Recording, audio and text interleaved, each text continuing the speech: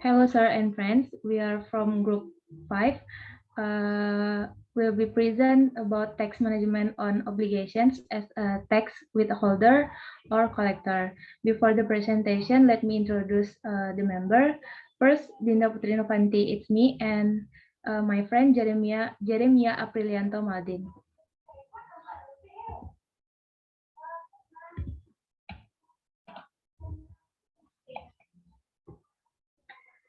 The withholding and collection PPH system can be said to be quite complex because there are many articles in the applicable PPH law which regulate this issue.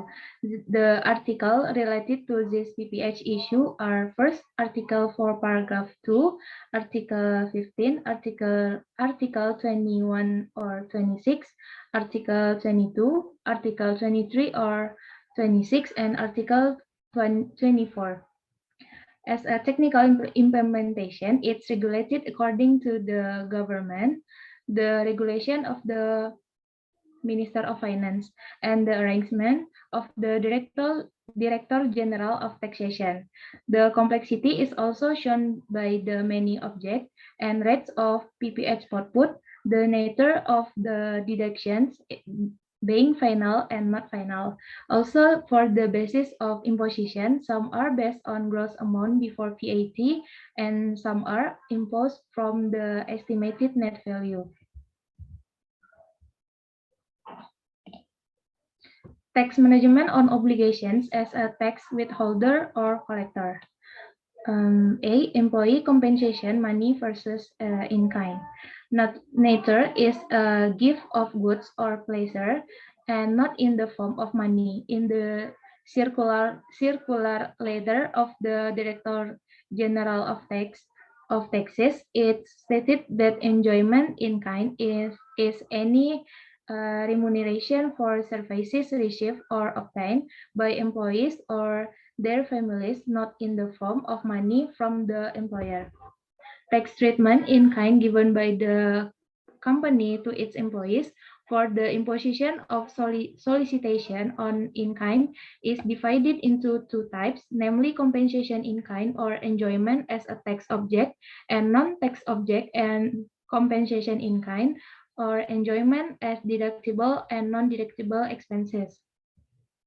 However, in the process of imposition, there are certain exceptions that make rewards in the form of in-kind or enjoyment an object of income tax so that the benefits in kind or enjoyment are subject to tax, and compensation in kind or enjoyment as deductible and non-deductible expense are contained but in the income tax law, Article 9, paragraph 1A states that the provision of compensation related to work of services provided in kind or pleasure cannot be a deduction from the gross income of the employer or non-deductible expenses.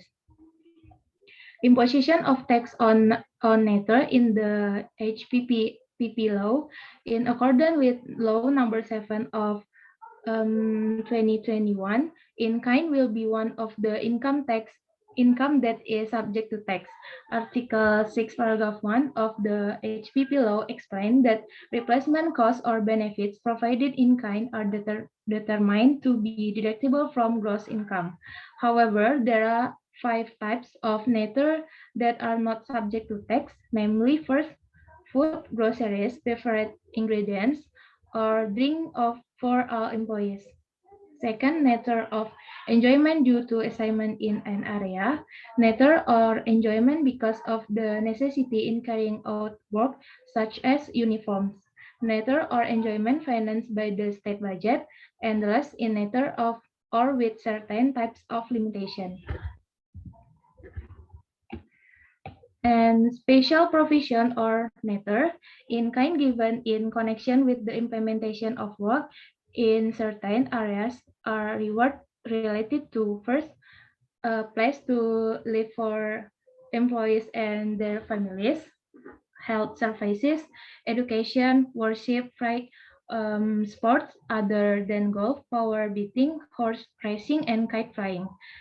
In kind given due to the necessity of a job, among others, can be in the form of uniforms for security officer or lodging for cruise or flight crews.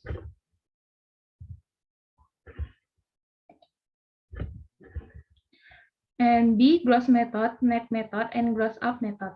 First, income tax Article 21 is borne by employees or gross method for companies.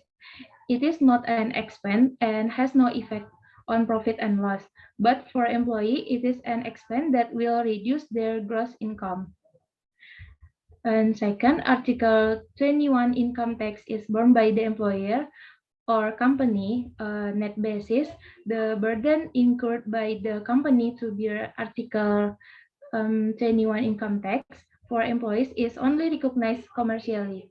Fiscally, it cannot be a deduction from income company or non-deductible, meaning that when the company calculates corporate income tax, this burden cannot be deducted from income, so that corporate income tax will be high. And next, income tax article 21 is given in the form of allowance. This salary expenses and tax allowance can all be cost for the company, both fiscally and commercially. The employee's take-home pay is equal to the salary plus tax allowance minus article 21 income tax. So the take-home pay received by the employee is not optimal because the employee still has to bear the article 21 income tax out. And next, income tax article 21 is gross up. In this alternative, the company provide tax benefit to its employees in the same amount as the income tax article 21 out. This company expenses on salaries and tax benefit can all be cost from both a commercial and a fiscal point of view. Fiscally, the burden that arises for the company is an expense that can be a deductible expense, so that the burden of article of corporate income tax becomes smaller. The specialty of this method is that the employee's take-home pay is full of his salary. This is because the payable Article 21 income tax, which should have been deducted from his salary, has been anticipated by the tax allowance received in the same amount. And C, the concept of taxable deductible and non-taxable non-deductible related to the element of employee cost. First, deductible expenses.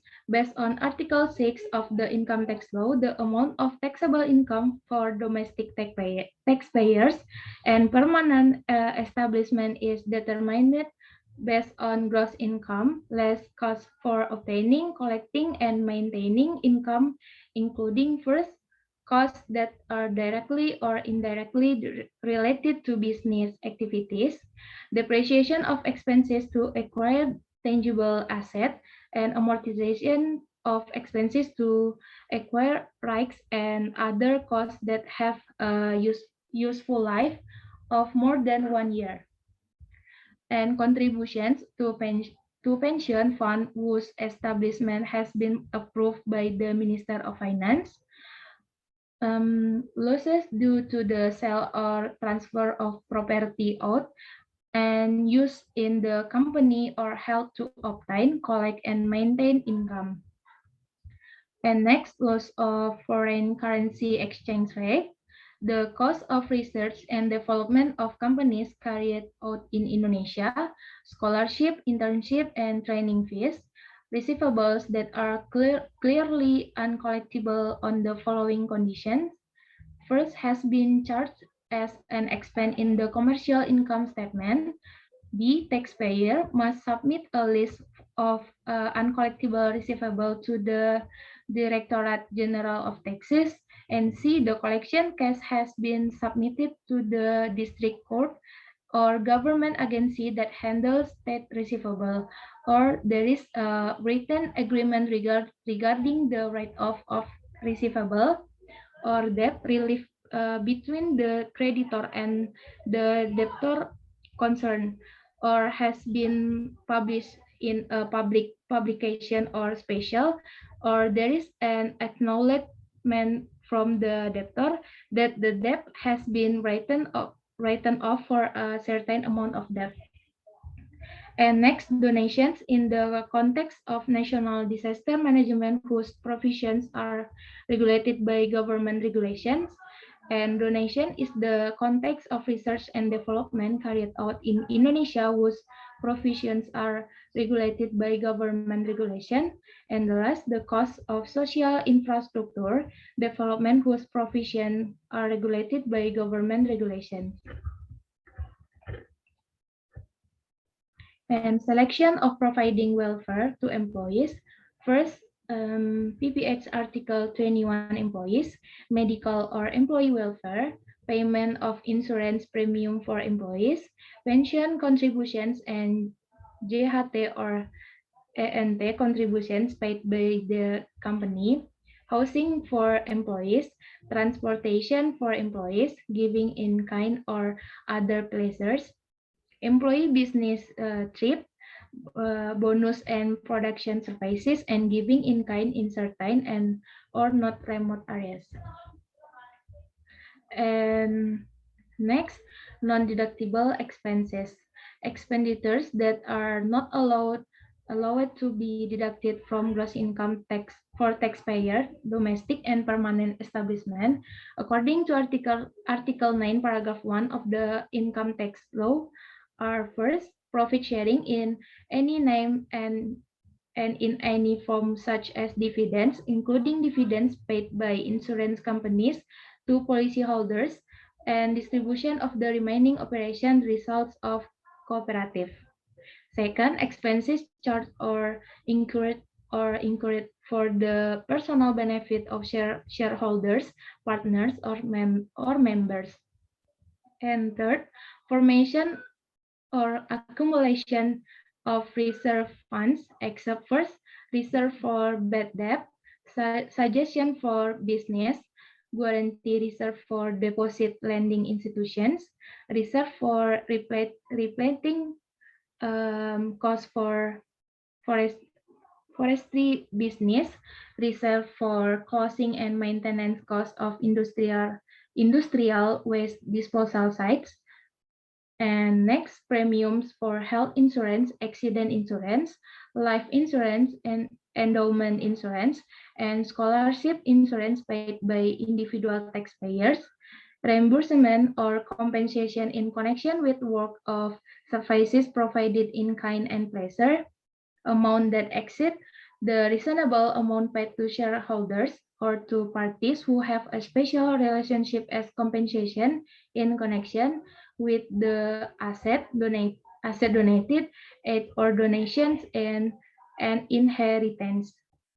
Next, income tax and fees charged or incurred for the personal interest of the taxpayer or his dependents, and salaries paid to members of a partnership firm or limited liability company whose capital is not divided into shares, and the last, administrative sanctions in the form of interest, fines, and increases, as well as criminal sanctions in the form of fines relating to the implementation of legislation in the field of taxation. And the reconciliation of Article 21 PPH object in Article 21 periodic income tax return and annual income tax return. The reconciliation or equalization of the object of withholding income tax withholding is carried out by reviewing from two aspects, namely the company aspect as the withholding tax agent, and the company aspect as the party withheld by a third party or customer. First, reconciliation of the withholding income tax object for the company as the withholding agent, measurable the tax management effort in the company acts as a tax cutter, one of which is to reconcile the obligation to withhold income tax withholding. This is done by comparing the object of withholding income tax in accordance with the figures list in the financial statements with the tax base that has been reported by the company in the various output PPH period income tax return, starting from withholding income tax article 4 paragraph 2, 15, 21 or 26, and 23 or 26, depending on the object. And second, reconciliation of the object of PPH output for the company as the party withheld. For tax purposes, the company can reconcile the object of PPH output based on the withholding evidence received from the customer with the income reported in the annual corporate income tax return or audit report of its financial statement. And next will be present by Jeremiah. Next topic is about tax management on the management of withholding and collection PPH other than Article 21 income tax. The objects of withholding and collection of income tax other than Article 21 income tax and different treatment are Article 22, 23, and 4 paragraph 2 income tax. The taxes included in the withholding criteria are PPH Article 21, Article 22, 26, 15, and final PPH Article 4 paragraph 2. For the collection criteria, there are two, namely PPH Article 22 and value added tax or VAT. First one is withholding income tax Article 21 is carried out by the income provider to the domestic individual taxpayers in connection with the work or activities they carry out. For example, salary payment received by employees are deducted by the employer's company. Taxpayers in the form of entities are appointed by the taxation law as withholding PPH Article 21 on income paid to their employees or non-employees. Individual taxpayers can also be appointed as withholding income tax Article 21 as long as there is an appointment from the KBP where the individual taxpayer is registered. Second, provisions regarding PPH Article 22 are contained in Law Number 36 of 2008 concerning income tax. PPH Article 22 is a form of levy carried out by one party to the taxpayer and is related to goods trading activities. The object of PPH Article 22 is the import of goods and exports, payment for the purchase of goods, payment for the purchase of goods to third parties, payment for the purchase of goods for use, sales of production to distributors, sales of motor vehicle, sales of oil and gas, purchases of materials from collectors, and sale of goods that are classified as very luxurious. On the PPH number 7 of 1983 was amended several times, most recently by Law number 36 of 2008. Collectors of income tax Article 22 are corporate taxpayers who sell goods that are classified as very luxurious. The rate of PPH Article 22 is 1.5% of the purchase price of goods, excluding VAT and not final. Third, about Article 23, withholding of income tax is carried out by the income provider in connection with payment in the form of dividend, interest, royalties, rent, and services to domestic taxpayers and permanent establishment. Corporate taxpayers are appointed to deduct Article 23 income tax, while individual taxpayers are not appointed to withholding income tax Article 23, and vice versa. If the WP receive income which is the object withholding income tax Article 23, and the income provider or employer is also a withholding income tax Article 23, the income received will be deducted from Article 23 income tax by withholding party. The PPH 23 rate is imposed on the value of tax base or DPP or the gross amount of income. There are two types of tariff imposed on income, namely 15% and 2%, depending on the object of Article 23 income tax.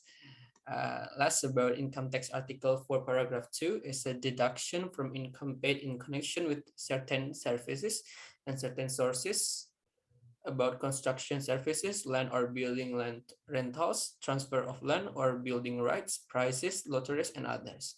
When income tax Article 4 paragraph 2 is imposed on a transaction between a company and an individual, where the company acts as the recipient of the income, the company is obligated to settle this tax only, whereas in the case of transaction that occur between two companies, the payer must collect and settle taxes.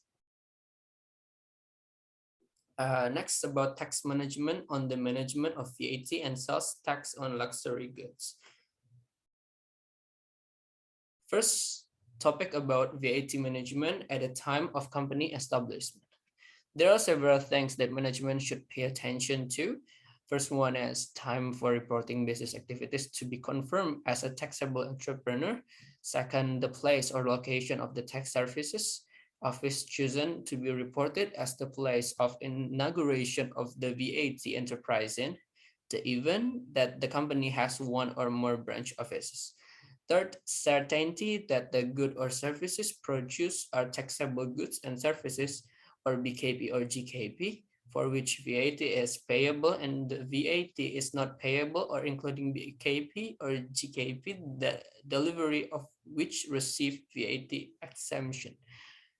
Fourth, other things for VAT efficiency, A, centralized place for reporting value-added tax and tax on luxury goods. B, the limitation is only input tax on capital goods that can be credited before the company starts production.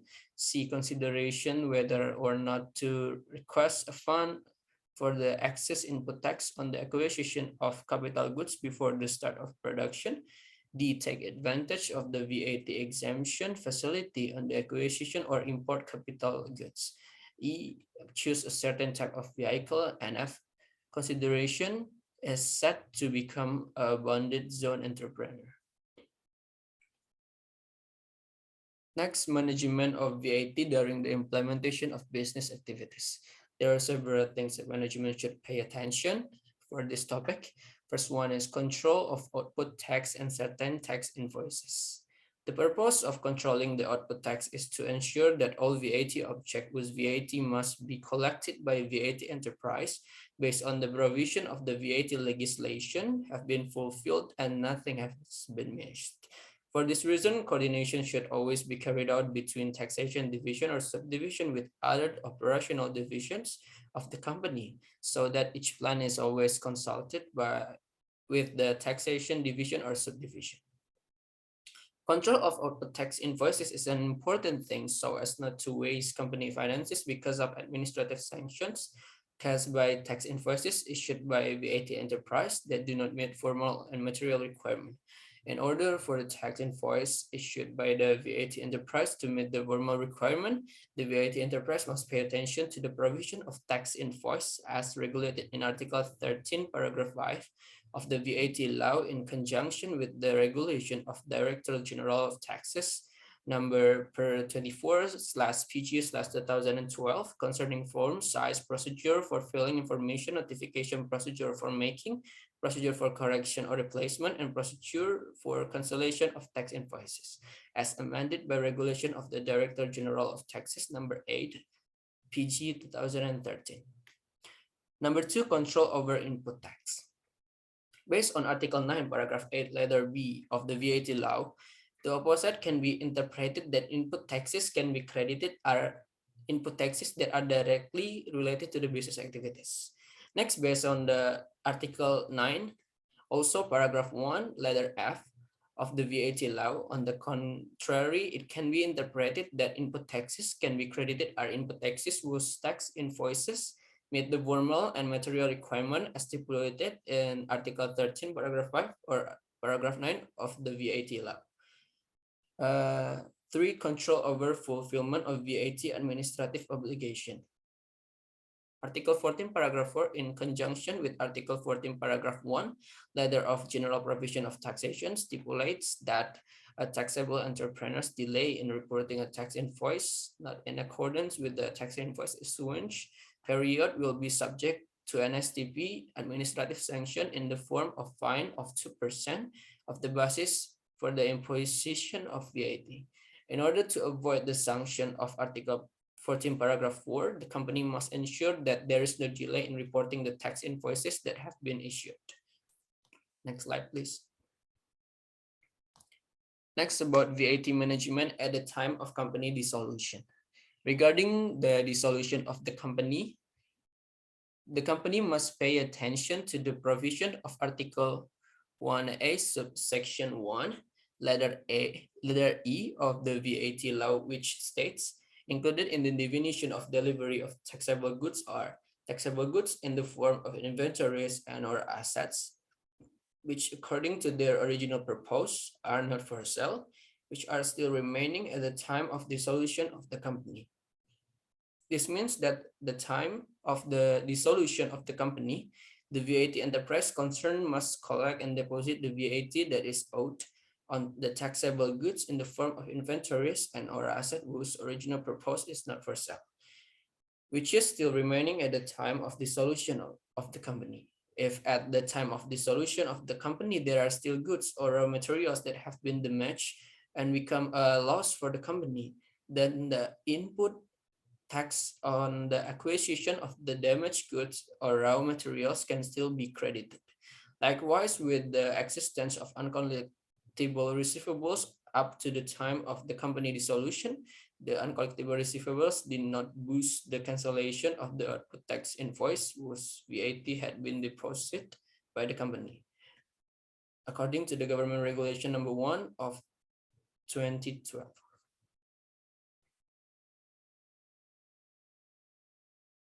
Back to Dinda.